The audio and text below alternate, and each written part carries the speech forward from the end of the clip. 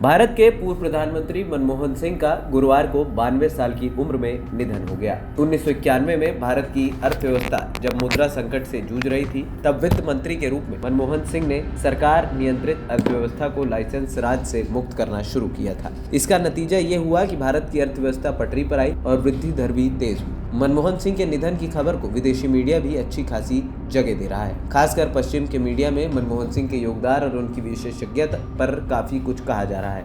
ब्रितानी अखबार financial times ने लिखा कि 1991 से 1996 तक वित्त मंत्री के रूप में मनमोहन सिंह ने राजनीतिक इच्छा शक्ति दिखाते हुए भारत को अर्थव्यवस्था को दशकों के अलगाव और ठहराव को दूर करने के लिए कई अहम फैसले किए थे। मनमोहन सिंह ने अंतर्राष्ट्रीय व्यापार और निजी निवेश के लिए भारतीय अर्थव्यवस्था का दरवाजा खोला था। फाइनेंशियल टाइम्स ने लिखा कि ऑक्सफोर्ड ट्रेंड अर्थशास्त्री अपनी सौम्यता, विनम्रता और ईमानदारी के लिए जाने जाते थे। 2004 में सोनिया गांधी के नेतृत्व में कांग्रेस पार्टी को जीत मिली तो पीएम के रूप में मनमोहन सिंह को चुना गया। मनमोहन सिंह को गांधी परिवार ने इसलिए भी चुना था कि वो राहुल गांधी के लिए राजनीतिक प्रतिद्वंदी नहीं बनते। तब राहुल गांधी राजनीति में नए थे और चीजों को समझने की कोशिश कर रहे थे। 2009 में मनमोहन सिंह के दूसरे कार्यकाल को बड़े सुधार के अवसर के रूप में देखा जा रहा था, लेकिन इसी कार्यकाल में उनकी राजनीति का अंत एक कमजोर नेता के रूप में हुआ। यहाँ तक कि अपनी पार्टी में अलग थलग वो पड़ गए थे और सरकार के मंत्रियों पर भ्रष्टाचार के कई आरोप लगे। दरअसल मनमोहन सिंह का जन्म 1932 में जिस गांव में हुआ था वो अविभाजित भारत का हिस्सा था। अब ये गांव पाकिस्तान में है। पाकिस्तान बनने के बाद मनमोहन सिंह का परिवार भारत आ गया था। कैम्ब्रिज और ऑक्सफोर्ड से पढ़ाई के बाद मनमोहन सिंह ने कुछ सालों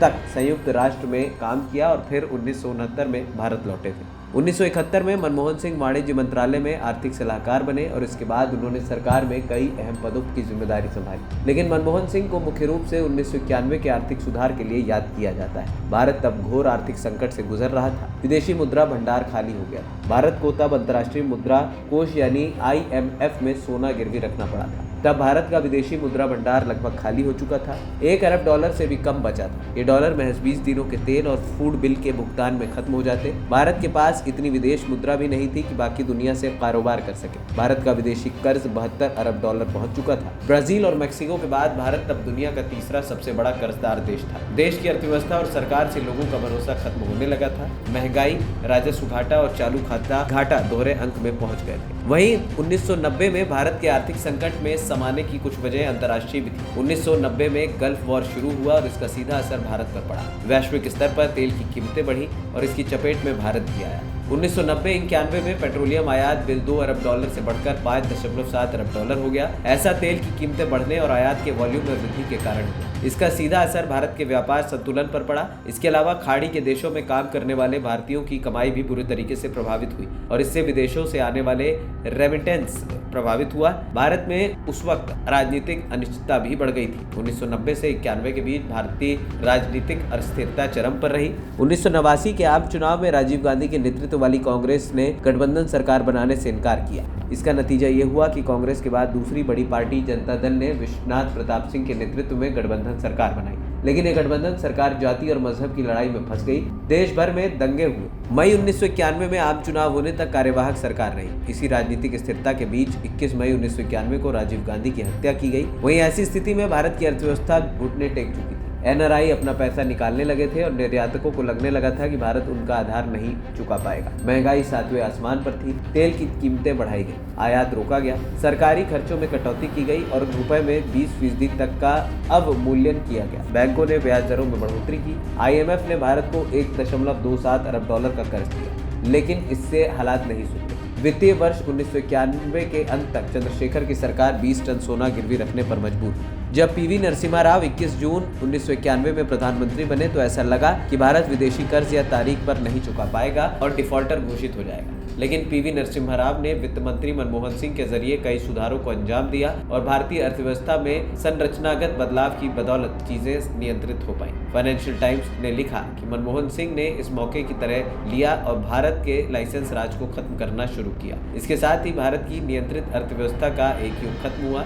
इसे खत्म करने में तब मनमोहन सिंह को भारत के तत्कालीन प्रधानमंत्री PV नरसिम्हा राव का पूरा सहयोग मिला था।